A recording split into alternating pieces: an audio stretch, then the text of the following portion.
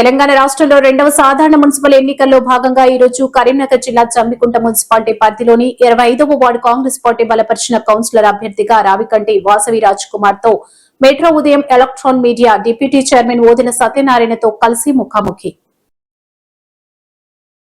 జమ్మికుంట పట్టణంలోని 25వ వార్డులో ప్రభుత్వ సంక్షేమ పథకాలు ప్రజలకు ఏ విధంగా అందుతున్నాయి, ఈ డివిజన్లో ఉన్న ఇంకా ఇతర సమస్యలు ఏమిటి ఒకసారి చెప్పండి. అక్కడ ప్రభుత్వ పథకాలు ఉచిత బస్సు, సబ్సిడీ గ్యాసు, తర్వాత రేషన్ కార్డు 10 ఏళ్ళ బట్టి ఎక్కడ ఇవ్వలే, ఇప్పుడు ఇంటింటికి రేషన్ కార్డులు అందడం జరిగింది. తర్వాత అన్ని రకాల ప్రభుత్వ పథకాలు అనేవి ప్రజలకు అందుబాటులో ఉన్నాయని ప్రజలు తెలపడం జరిగింది. మీ ప్రచారానికి ప్రత్యర్థి వర్గ ప్రచారానికి తేడా ఏమిటి? మా ప్రత్యర్థి బట్టి దబ్బడి మన్ను కూడా వేయలేదట. వాళ్ళు రోడ్డు డ్రైనేజ్ వ్యవస్థ ఘోరంగా ఉన్నాయి. అక్కడ ఉన్న ఫండ్ను తీసుకుపోయి పక్కకున్న హరితానగరంలో పెట్టడం జరిగింది. మెయిన్ రీజన్ అక్కడ డ్రైనేజీ నల్లాలు కానీ ఎక్కడివైనా నల్లాలు కరెక్ట్ లేవు, డ్రైనేజీ వ్యవస్థ కరెక్ట్ లేవు, రోడ్ల వ్యవస్థ కరెక్ట్ లేదు. అసలు నేనే కింద పడవైనా ఆ రోడ్ల నుంచి నడుస్తుంటే. అంటే పాపం వాళ్ళు 10 ఏళ్ళ బట్టి ఎంత ఇబ్బంది పడుతుందో నాకు ఈరోజు ఇంటింట ప్రచారం ద్వారా నాకు తెలుస్తుంది. ఫస్ట్ నేను అది మెయిన్ తీసుకొని అక్కడ వెళ్ళడం జరిగింది. 25వ వార్డులో మున్సిపాలిటీ ద్వారా ప్రజలకు త్రాగునీరు, మరి చెత్త సేకరణ, మరి విద్యుత్, ఇతర పనులు ఏ విధంగా సాగుతాయి? ప్రజెంట్ అక్కడ పోతుంటే ఇదివరకు ఇవన్నీ జరగడం లేదు. మాకు ఈ సమస్యలు నేను చెప్పడం జరిగింది. 25వ వార్డులో ఇంటింటి ప్రచారంలో భాగంగా అన్ని విధాలు అన్ని సమస్యలు ఉన్నాయి, ఒక్క సమస్య అని కాదు. ఏ సమస్య అయినా అన్ని రకాల సమస్యలను పరిష్కరిస్తామని నేను వాళ్ళకి తెలపడం జరిగింది.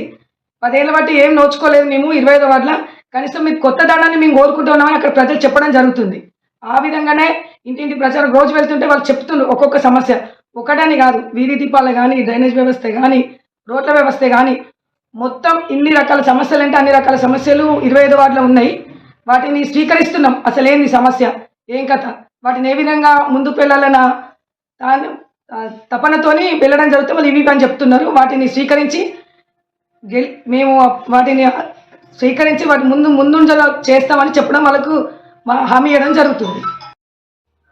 25వ వార్డులో మీ గెలుపు కోసం ప్రజలు మీరు ఏం కోరుకుంటున్నారు?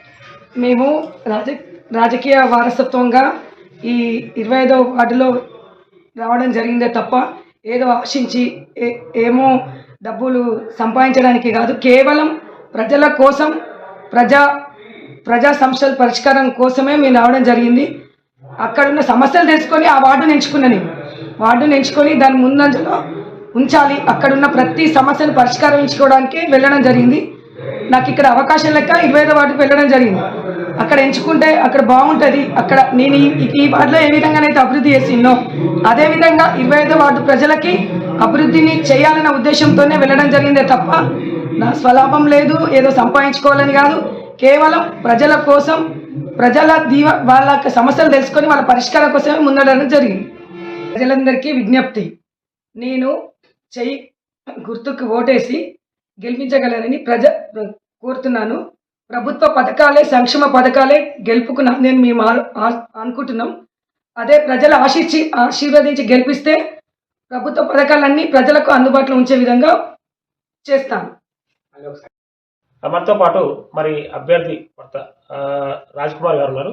మరి వారిని కూడా మనం ఒకసారి అడిగి తెలుసుకున్నాం. సార్ చెప్పండి, ఇప్పుడు మీరు రాజకీయ వారసత్వంతో మీరు గతంలో రాజకీయాలకు వచ్చారు. మరి మీకు ఉన్న పరిచయాలు కావచ్చు, మీరు చేసిన రాజకీయం కావచ్చు, మరి ఈరోజు మరి మీ సతీమణి గారు కూడా మరి పార్టీ టికెట్ ఇవ్వడం, మరి ప్రచారం కొనసాగుతుంది. మరి వారి గెలుపు కోసం మీరు ఏ విధంగా కృషి చేస్తున్నారు? జమ్మికుంట పట్టణంలో 30 వార్డులు ఉంటాయి.